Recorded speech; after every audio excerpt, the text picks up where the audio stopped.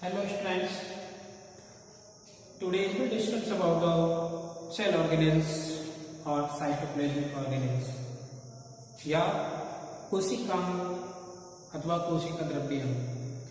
कोशिकांग क्या होते हैं कि जो कोशिका होती है उस कोशिका में उपस्थित अंगों को कोशिकांग कहते हैं। ये कोशिकांग जो होते हैं कोशिका द्रव्य में उपस्थित होते हैं, इसके कारण इनको कोशिका द्रव्य अंग भी कहते हैं। जो कोशिकांग होते हैं कई प्रकार के होते हैं, जैसे बात की जाए माइटोकॉन्ड्रिया है, कारक है, गोल्गी है, लाइसोसोम है, अंतःप्रद्रव्य जालिका है, राइबोसोम्स हैं, है ना। इसके अलावा और अन्य भी कण उपस्थित हो सकते हैं जो कि क्या कहलाते हैं, कोशिका द्रव्य अंग कहलाते हैं। दोस्तों, जो आज का हमारा टॉपिक है वो है उन कोशिकाओं में पहला है हमारा माइटोकॉन्ड्रिया। यह माइटोकॉन्ड्रिया भी कोशिका में कोशिकांगों के रूप में पाया जाता है। यह माइटोकॉन्ड्रिया कोशिका का एक महत्वपूर्ण अंग होता है जो कोशिका में बहुत ही महत्वपूर्ण कार्य करने के लिए जिम्मेदार होता है। जो ये माइटोकॉन्ड्रिया है, माइटोकॉन्ड्रिया अंग्रेजी भाषा का शब्द है जो कि ग्रीक शब्द है। कैसा है? ग्रीक वर्ड है। माइटोकॉन्ड्रिया कैसा है? ग्रीक वर्ड है जो दो शब्दों से बना है, माइटो प्लस कॉन्ड्रियो।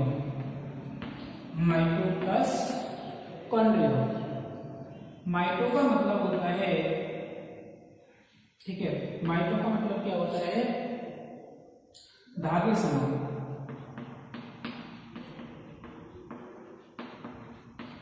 कॉन्ड्रियो का मतलब होता है कणीय संरचना। ठीक है, माइटो का मतलब हो गया धागे समान और कॉन्ड्रियो का मतलब क्या हो गया? कणीय संरचना। ठीक है, अर्थात माइटोकॉन्ड्रिया क्या है? ठीक है, माइटोकॉन्ड्रिया क्या है कि धागे नुमा कणीय संरचना है। माइटोकॉन्ड्रिया का क्या हो गया? धागे नुमा कणीय संरचना है। अर्थात ये जो माइटोकॉन्ड्रिया होते हैं सूत्र के रूप में कणीय संरचनाएं होती हैं। इनको प्रारंभ में किस नाम से जानते थे? सूत्र कणिका के नाम से जानते हैं। सूत्र कणिका। सूत्र कणिका क्यों कह रहे? क्योंकि इसका अर्थ क्या है? धागे समान कणीय संरचना है। सूत्र धागे समान मतलब सूत्र समान, सूत्र मतलब धागे समान कणीय संरचना है। इस वजह से इसको दूसरा नाम क्या कहते हैं? सूत्र कणिका भी कहते हैं। ठीक है, जो ये माइटोकॉन्ड्रिया शब्द है, इस शब्द का देने का श्रेय जो माइटोकॉन्ड्रिया शब्द था वेंडा द्वारा दिया गया। किसके द्वारा दिया गया? वेंडा के द्वारा दिया गया। ठीक है, जो वेंडा के द्वारा माइटोकॉन्ड्रिया शब्द दिया गया था। ठीक है, और पॉलीकर एक साइंटिस्ट थे, इसी में कौन थे? पॉलीकर। पॉलीकर ने इसको सार्कोसोम नाम दिया। पॉलीकर ने क्या नाम दिया? सार्कोसोम नाम दिया। इन माइटोकॉन्ड्रिया को पॉलीकर ने क्या नाम दिया था? सार्कोसोम नाम दिया था। और एक साइंटिस्ट था नास ने इस माइटोकॉन्ड्रिया में डीएनए की उपस्थिति को देखा था। ठीक है, तो इस तरह से जो है इसके बारे में थोड़ा सा जानकारी है। फ्लेमिंग ने इसको जो है फाइला नाम दिया था। एक फ्लेमिंग साइंटिस्ट थे, फ्लेमिंग ने माइटोकॉन्ड्रिया को क्या नाम दिया? फाइला नाम दिया। फिला, जिसको फिला भी कह सकते हैं। ठीक है, जो ये माइटोकॉन्ड्रिया होता है, माइटोकॉन्ड्रिया युक्त सभी प्रोकैरियोटिक कोशिकाओं में पाया जाता है। यदि हम इसके डिस्ट्रीब्यूशन की बात करें, डिस्ट्रीब्यूशन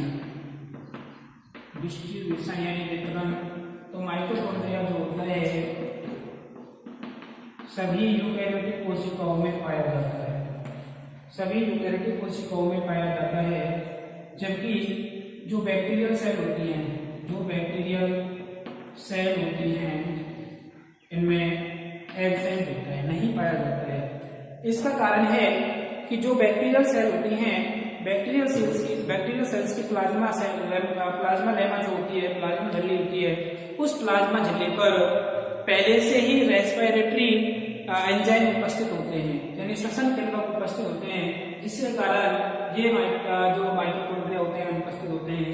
केवल यूकेरियोटिक कोशिकाओं में पाए जाते हैं और समस्त यूकेरियोटिक कोशिकाएं जो होती हैं वायवीय श्वसन करती हैं, जिसके कारण ये सभी कोशिकाओं में पाए जाते हैं। ठीक है। इसके अलावा जो ये माइटोकॉन्ड्रिया होते हैं उन कोशिकाओं में अधिक पाए जाते हैं जहां पर उपापचय की क्रियाएं तीव्र होती हैं, उपापचय क्रियाएं ज्यादा होती हैं। ठीक है। इसके अलावा यदि हम बात करें कि जो पादप कोशिकाएं हैं, पादप कोशिकाओं की जो चालनी नलिकाएं होती हैं, उन चालनी नलिकाओं में ये माइटोकॉन्ड्रिया अनुपस्थित होते हैं। ठीक है। इस तरह से इसका वितरण होता है। वितरण के पश्चात यदि हम बात करें संख्या की, नंबर्स की, तो इन जो माइटोकॉन्ड्रिया है, माइटोकॉन्ड्रिया की संख्या जाति विशिष्ट होती है, अर्थात अलग अलग जाति के जीवों की कोशिकाओं में माइटोकॉन्ड्रिया के नंबर्स डिफरेंट होते हैं, अलग अलग होते हैं, भिन्न होते हैं। ठीक है। तो इस तरह से यदि देखा जाए तो एम्फीबिया का जो गड्ढा होता है उसमें लगभग 30,000 माइटोकॉन्ड्रिया पाए जाते हैं, है ना। इसके अलावा यदि बात करें हम एक प्रोटोजोआ है, प्रोटोजोआ में इनकी संख्या सर्वाधिक 50,000 पाई जा सकती है। ठीक है। और यदि इसके हम साइज एंड शेप की बात करें, माइटोकॉन्ड्रिया की साइज और शेप की बात करें तो इसका साइज और शेप भी क्या होता है, भिन्न भिन्न प्रकार का होता है।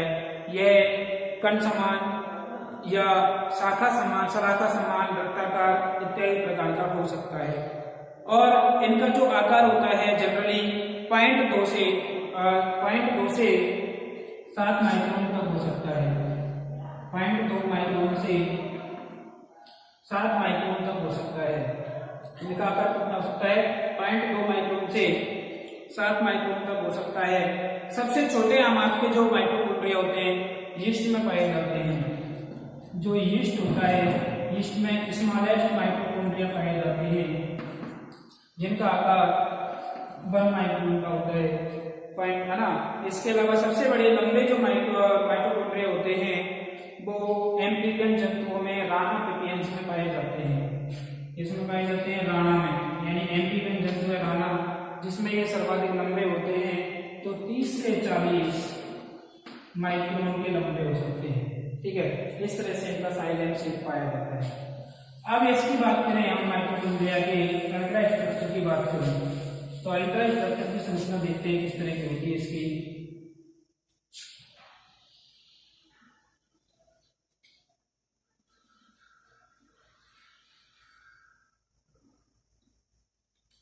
यह माइटोकॉन्ड्रिया की बाहरी झिल्ली होती है। इसके अंदर क्या है, आंतरिक झिल्ली उपस्थित होती है।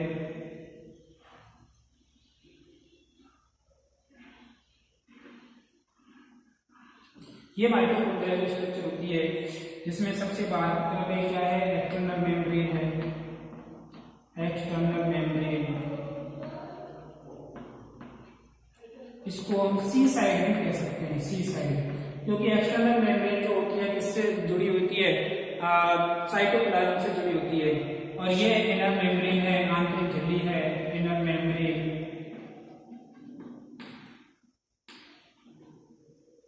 ठीक है। इनर मेम्ब्रेन पर अनेक इस तरह की संरचना लगी होती है, कण समान संरचनाएं लगी होती हैं, जिनको हम क्या बोलते हैं, ऑक्सीसोम्स कहते हैं। इनको क्या बोलते हैं, ऑक्सीसोम या प्रारंभिक कण भी कहते हैं। ऑक्सीसोम या प्रारंभिक कण यानी F1 कण भी कहते हैं। तो इस तरह से इस पर बहुत अधिक संख्या में F1 कण लगे होते हैं।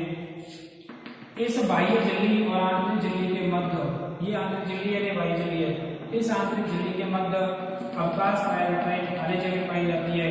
उस खाली जगह को हम बोलते हैं पेरीमाइटोकॉन्ड्रियल स्पेस। पेरीमाइटोकॉन्ड्रियल स्पेस पाया जाता है। इस पेरीमाइटोकॉन्ड्रियल स्पेस में फ्लूइड भरा रहता है। उस फ्लूइड को बोलते हैं, जो फ्लूइड भरा हुआ है उस फ्लूइड यानी द्रव को पेरीमाइटोकॉन्ड्रियल फ्लूइड कहते हैं। ठीक है। उस द्रव को क्या बोलते हैं, पेरी माइटोकॉन्ड्रियल फ्लूइड कहते हैं। ये जो इनर साइड पर क्या उपस्थित है, ऑक्सीसोम होते हैं, इनको हम प्रारंभिक कण भी कह सकते हैं। ठीक है, अब जो ये आंतरिक झिल्ली है, आंतरिक झिल्ली किस किस की बनी होती है, प्रोटीन और फॉस्फोलिपिड की बनी होती है, लिपिड की बनी होती है, और जो लिपिड होती है फॉस्फोलिपिड, ग्लिसरॉल इत्यादि के रूप में पाई जा सकती है। ठीक है, इसी तरह से ये जो बाह्य झिल्ली होती है, बाह्य झिल्ली किसकी बनी होती है, प्रोटीन और लिपिड की ही बनी होती है। ठीक है, जो आंतरिक झिल्ली होती है, यह आंतरिक झिल्ली सभी जो उपापचय पदार्थ होते हैं, उन सभी उपापचय पदार्थों के लिए परमेबल होती है, पारगम्य होती है। ठीक है, ये ऑक्सीसोम जो होते हैं, इन ऑक्सीसोम को F1 कण यानी प्रारंभिक कण भी कहते हैं। ये जो F1 कण होता है, F1 कण की संरचना इस तरह दी जाए तो इस तरह की संरचना होती है, जिसमें सबसे ऊपर की ओर क्या होती है, टोपी समान संरचना होती है। इस टोपी समान संरचना में एक एंजाइम पाया जाता है जिसका नाम होता है एटीपी सिंथेटेज। इसका कौन सा एंजाइम पास होता है, एटीपी सिंथेटेज होता है। इसके नीचे ये क्या होता है, इसका एक तरह से ग्रीवा वाला भाग होता है, इसको क्या बोलते हैं, ग्रीवा भी कह सकते हैं, और नीचे ये आधार होता है। आधार को हम F0 कण भी कहते हैं। आधार को क्या बोलते हैं, F0 कण। जो ये प्रारंभिक कण है, ये प्रारंभिक कण जब इलेक्ट्रॉन परिवहन तंत्र की क्रिया का अध्ययन करते हैं, तो उस दौरान ये क्या करते हैं, प्रोटॉन्स को एक स्थान से दूसरे स्थान पर ले जाने का कार्य करते हैं। अर्थात जब क्रेब्स चक्र और पढ़ते हैं हम, क्रेब्स चक्र के दौरान NAD और FADH2 बनते हैं, NADH2 और FADH2 बनते हैं, तो उस दौरान जो प्रोटॉन के रूप में हाइड्रोजन आयन प्राप्त होते हैं, उन हाइड्रोजन आयन से स्थानांतरण में, यानी कि कोशिका द्रव्य से माइटोकॉन्ड्रिया के अंदर और माइटोकॉन्ड्रिया से सी साइड की तरफ और सी साइड से एन साइड की तरफ ले जाने का कार्य करते हैं जो F0 कण जोड़ते हैं। जब ये F0 कण ऊपर की तरफ घुंडी समान संरचना को होते हैं, तो एटीपी सिंथेटेज एंजाइम की उपस्थिति में वे प्रोटॉन एटीपी का संश्लेषण कर लेते हैं। ठीक है, तो इस तरह से इसकी जो होती है अल्ट्रा स्ट्रक्चर होती है। और इसका रासायनिक संगठन की बात करें यदि हम, तो माइटोकॉन्ड्रिया का जो रासायनिक संगठन होता है, रासायनिक संगठन में प्रोटीन पाई जाती है, फॉस्फोलिपिड पाई जाती है, इसके अलावा कई प्रकार के मिनरल्स पाए जाते हैं, अकार्बनिक तत्व और कार्बनिक तत्व सभी प्रकार के पाए जाते हैं, जैसे सोडियम है, पोटेशियम है, कैल्शियम है, मैग्नीशियम है इत्यादि, ये अकार्बनिक तत्वों के रूप में पाए जाते हैं। तो इस तरह से इसका माइटोकॉन्ड्रिया का जनरली रासायनिक संगठन होता है। ठीक है, आगे यदि हम बात करें तो जो माइटोकॉन्ड्रिया है, माइटोकॉन्ड्रिया किसके रूप में कार्य करती है, माइटोकॉन्ड्रिया के कार्य। तो माइटोकॉन्ड्रिया के जो कार्य होते हैं, कार्य पहला होता है शक्ति गृह के रूप में, यानी कि पावर हाउस के रूप में। तो ये माइटोकॉन्ड्रिया जो होती है कोशिकाओं के लिए ऊर्जा प्राप्ति का या ऊर्जा जो है ऊर्जा का सबसे अच्छा कोशिकांग होता है, इस वजह से इसको क्या बोलते हैं, माइटोकॉन्ड्रिया कोशिका का शक्ति गृह भी इसको कहते हैं। दूसरा इसका फंक्शन होता है ऑक्सीकरण में। दूसरा इसका फंक्शन क्या होता है, ऑक्सीकरण। अब जो माइटोकॉन्ड्रिया है, माइटोकॉन्ड्रिया विभिन्न पदार्थों के ऑक्सीकरण द्वारा क्या करती है, ऊर्जा का निर्माण करती है। और ऑक्सीकरण में क्या क्या घटना होती है, तो ग्लाइकोलाइसिस की घटना होती है, जिसको आप पढ़ चुके हो, ग्लाइकोलाइसिस की घटना होती है, क्रेब्स चक्र की घटना होती है।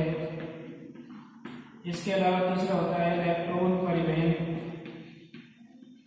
श्रृंखला की क्रियाएं होती हैं। ठीक है, इस तरह से ऑक्सीकरण में सहायक होती है।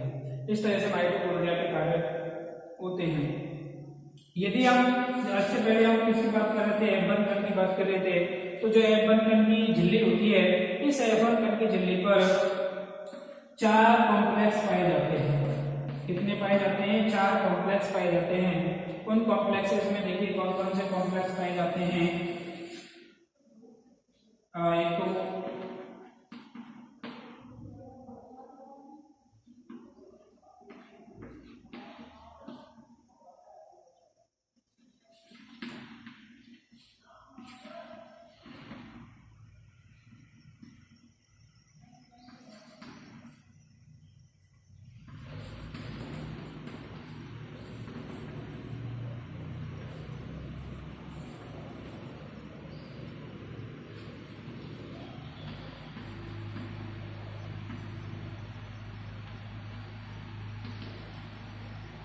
इस तरह से ये 4 कॉम्प्लेक्स रूप में पाए जाते हैं। ये कॉम्प्लेक्स फर्स्ट है,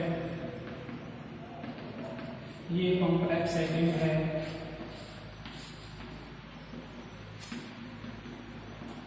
ठीक है, कॉम्प्लेक्स सेकंड, ये कॉम्प्लेक्स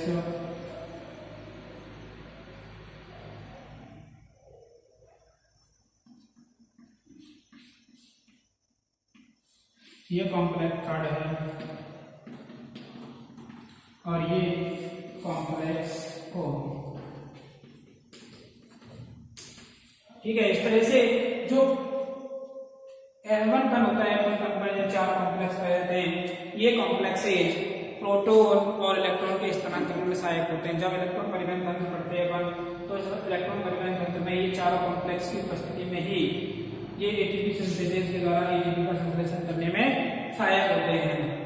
तो ये यूबिक्विनोन है और साइटोक्रोम सी है, ये दोनों ही मोबाइल कंपोनेंट कहलाते हैं, यानी कि चालक तत्व कहलाते हैं। जो यूबिक्विनोन होता है फर्स्ट कॉम्प्लेक्स और सेकंड कॉम्प्लेक्स के मध्य मोबाइल कंपोनेंट के रूप में कार्य करता है, और साइटोक्रोम सी कॉम्प्लेक्स थर्ड और फोर्थ के मध्य किसके रूप में कार्य करता है, मोबाइल कंपोनेंट के रूप में कार्य करता है। तो इस तरह से ये माइटोकॉन्ड्रिया के बारे में थोड़ा सा अध्ययन आपने किया। जो है आप इसकी विस्तृत जानकारी जो है आपको नोट्सों में देख लीजिएगा। नोट्स आपको जो है गूगल क्लासरूम ऐप पर भेज दिए गए हैं। ठीक है, थैंक यू।